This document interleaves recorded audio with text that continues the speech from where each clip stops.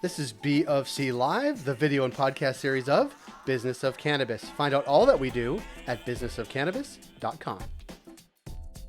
Coming up on our B of C Live segment, we'll connect with Lucas McCann of CannDelta. CannDelta is the official regulatory advisory of Business of Cannabis, and he'll be with us to talk about the latest regulatory news related to cannabis brands and cannabis retailers in Ontario.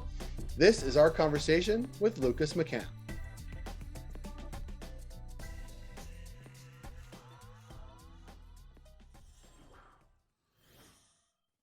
Lucas, thanks for being here. Jay, great to see you. It's nice because we get to call on you when things are going down. And this week, things are going down in Ontario. There's been you're going to tell me the right words, but like directives or advice from the AGCO about inducements between brands and retailers.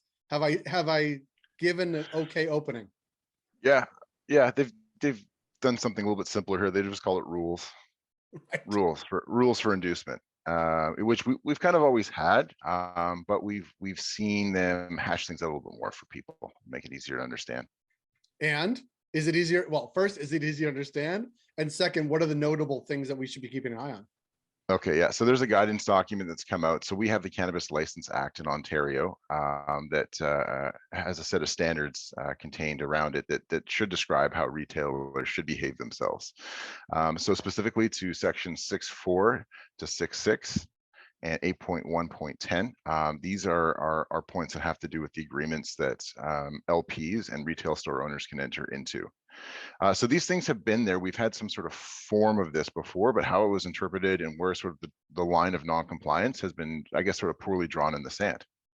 And people were pushing or pulling like it was fuzzy and people were making it fuzzier. Is that right? Like if I'm an LP, I would say to you, a retailer, hey, if you give me your data, like I share, you pay me for my data and I give you preferential treatment or money. Right, like it's yeah. We saw this in the lottery phase many years ago, many years ago now. That's so far back in the past I can barely remember. I was young. Yeah.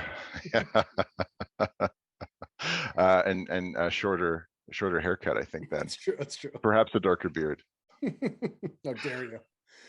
So these agreements that we saw these lottery winners entering into were these consulting agreements with big LPs. And these consulting agreements were like, we'll give you a whole bunch of money to help set up your store. We'll brand it. And you just really need to sell, our products on 51% of your shelf space. So now we've sort of got some clarity here as to what is okay, selling data and what is offside.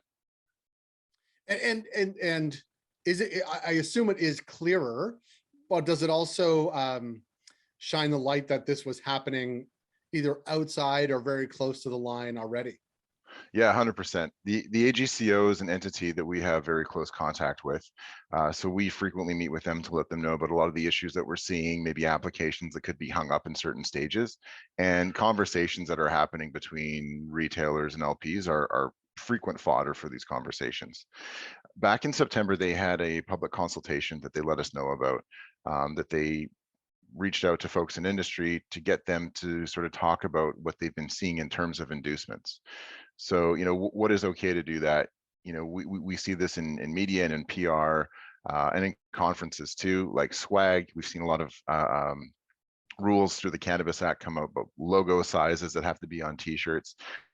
What the AGCO has done is sort of drawn a line in the sand about what kind of inducements, if we can call them that, are okay and what really crosses the line and could influence buying decisions for a lot of these retailers and unfairly position some of these producers in the market. So it's really good. It's a good it's a movement in, I think, the right direction. There's some things that are allowed and that we're admitting now that, okay, this is something that's okay. But there are also a lot of things that were happening in the past that were totally not kosher, if you'll let me use the term.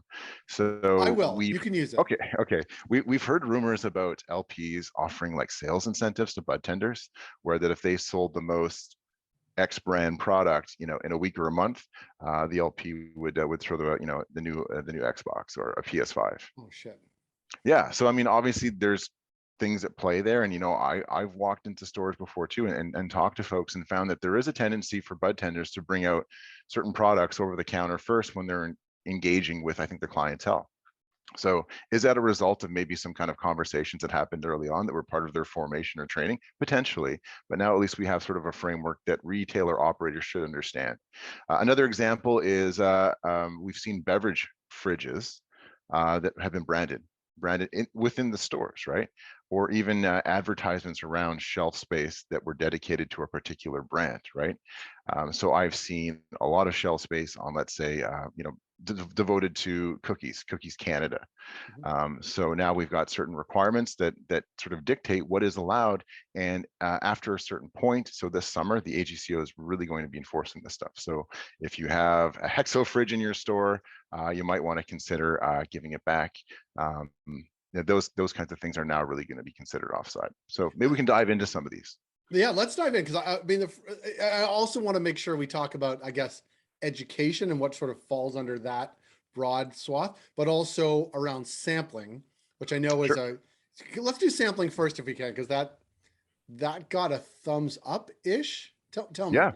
Yeah, so free samples are allowed. They have to be purchased from a retail store, but they can be provided to staff to let staff sort of be, on the up and up in product knowledge. And, we see similar things in the industry in restaurants where vineyards will go to restaurants and train the sales staff, the bartenders on different wines as they come out. That's great.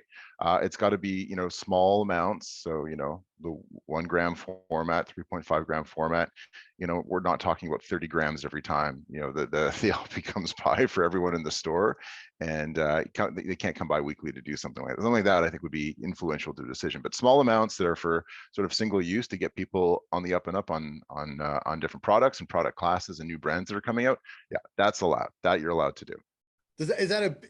That seems like, is that new, or is that happening? Like I mean, I don't know. Were people crossing that line, or is it's just more clearly defined now? Well, I haven't heard of any stories of people giving too much products to folks, but I've heard and I've seen lots of very successful LPs driving around to retail stores talking about their brand to folks that are there, buying their product there off the shelves, and then even just sharing it with the folks that work there so that they have access to it and they become aware of it. Yeah. Something like that isn't necessarily going to influence to a large amount, we could argue, buying patterns for that particular store. And that's really what the AGCO is looking for, something that's really going to tip the scales heavily in the favor of one LP. Okay. And then along with that, besides samples, you can do samples of swag, so hats, t-shirts, lanyards, those kinds of elements, brand elements that can be shared in terms of like clothing and swag. That's completely cool too. So that can be done, not an issue there. But if you were sharing something like a PS5 with the bud tenders, again, that's going to be something that's certainly offside and would have the potential to sway someone's decision. We could make that argument for sure. It might sway someone to go into the business too, to become a bud tender if they get a PS5. Yeah. It's a hard Well, thing to get. they are the gatekeepers of these transactions and the sales. So yeah, they're a very important part of the supply chain. Bud tenders are super important, especially to LPs, and it makes sense that they would want to be reaching out to them to let them know about their products, right? It does make sense. Totally. Yeah, so they can do things like training, lunches, those kinds of inducements are permitted. They're considered to be nominal. We're not talking about extravagant dinners at maybe a country club. That would probably flag or be flagged by the AGCO. But if you want to bring Subway to the, for the crew and then, run through a slide deck at the store, that's possible. Or you can have folks tour your facility, provided your facility is not in Hawaii. Right. It'll be hard, but it could be in Vancouver. It could, like, okay. So it sounds to me like AGCO listened to what was going on last year, or either heard about it, had a public thing, and actually made some clarifications and set some lines in the sand that are now everybody can adhere to, know when they're off the line, near the line, over the line. Yeah, 100%. And, we've got, I think, sort of 7 take-home messages or 7 take-home rules that are points that we could be referring to. And we've been posting about this since this has come out. So one, LPs can provide items that have, like a nominal value, right? So that's, again, part of part of I think the move away from offering beverage fridges, which is obviously something that would be considerable. Product samples is okay, so that's point number 2. We can have agreements for retailers to sell the data back to the LPs. That's completely fine, and that's a fantastic point that I also wanted to add, because retailers, in some cases, or even those that are holders of a research license for sensory, could be doing just that. They could be running focus groups and providing that data back to LPs. That's totally fine. That's allowable. And yeah, we're working with one retailer right now in Toronto who is doing a very, very exciting space to allow for sensory, for, again, that exact purpose. So providing that information to LPs, which is very exciting, because the whole idea of consumption space has been around. The AGCO was on board, and then, well, a whole bunch of viruses were floating around the world, and that kind of shut down in person anything. So yeah, data can be sold. Agreements in terms of purchases cannot be entered into with LPs. And we saw a lot of this, like, I think around the lottery time. So that's going to be a big no-no. So that's certainly something we want to avoid. Advertising space can't be bought by LPs in retail stores. Okay. Okay. And then, of course, the benefits to the employees or any kind of incentives for bud tenders on sales goals is going to be offside down. No too. PS5s, So, probably. That's right. No more PS5s. Well, at least not PS5s from the brands to the bud tenders. I assume if I'm an employer, I can have any incentive program I want based on they're my employees. But I see what you're saying in terms of brands. Well, yeah, technically the AGCO doesn't want anything that's tied to sales performance Ever. to be tied to employees and benefits. So recommend staying clear of that one. So might need to look for other metrics. I think I will. And certainly if someone wants to give me a PS5, I'm open to that. I think I have a very, I have teenage kids. They would certainly like that. Let me ask you a question, sort of zooming out a bit. I mean, obviously we're talking about the AGCO. We're talking about what's happening here in Ontario, retailers, brands. Do you think this is a model that other regulators in Canada, be it Health Canada or other provinces, are looking at this saying, look, now that we've been in this for a while, we see what's actually happening on the ground. We see things we may like or dislike or want to encourage or discourage, and actually come out with these sort of guiding principles over time that help clarify the relationships between brands, retailers, their employees, the industry to itself. Like, do you think this is tweaking a trend that we might see sort of in 2022 or beyond? Yeah, I mean, obviously the rules are in place because someone has sort of crossed the line on some of these things. And, I've definitely been seeing a lot of that. But I think what's important here is how this is going to set up smaller companies like micros up for success. They clearly don't have the same capital in the deep pockets to be able to throw money around at retailers to get their attention. They're using much more grassroots techniques. So having more of an even playing field, I think, for these folks is really going to make it easier and more accessible in terms of getting micro brands onto store shelves. So from that point, like, I definitely applaud the AGCO at bringing this down the pipe. I think that's going to do a lot to help small business. This has been really enlightening. I appreciate you doing the deep dive, sharing the deep dive with the Business of Cannabis audience and with us. And we'll put links, to how to get in touch with you, but also sort of the 7 points you guys have been pointing out and the links to the actual documents in the AGCO. Thank you, Lucas, as always. We look forward to connecting with you down the road, and thanks for your deep dive. Yeah, thanks. And one thing I forgot also to mention, branded products are also going to be not allowed to for retailers. So I'm a retailer. I can't have J. Rosenthal Cannabis in my own store. That's right. Unless you've already made a whole bunch, then you can sell whatever you have in your inventory, and then that's it. Sorry, man. That doesn't seem to make a lot of sense. But we'll dive into that some other time about how that is contrary to what is actually good business and all the rest. But definitely one we didn't see coming. So let's just throw that into the mix. Fair enough. We shall talk to you soon, and we'll get back to that point down the road. Thanks, Lucas. Thanks, Jay. Take it easy.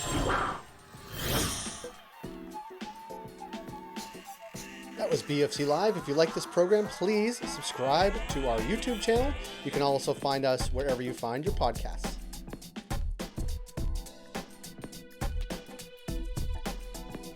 We're able to do what we do because of ongoing partnerships with Alterna Savings, Cannabis at Work, Cannabis Benchmark, CannDelta, Gallagher, Headset, and Torque in Maine. Find out all that we do at businessofcannabis.com.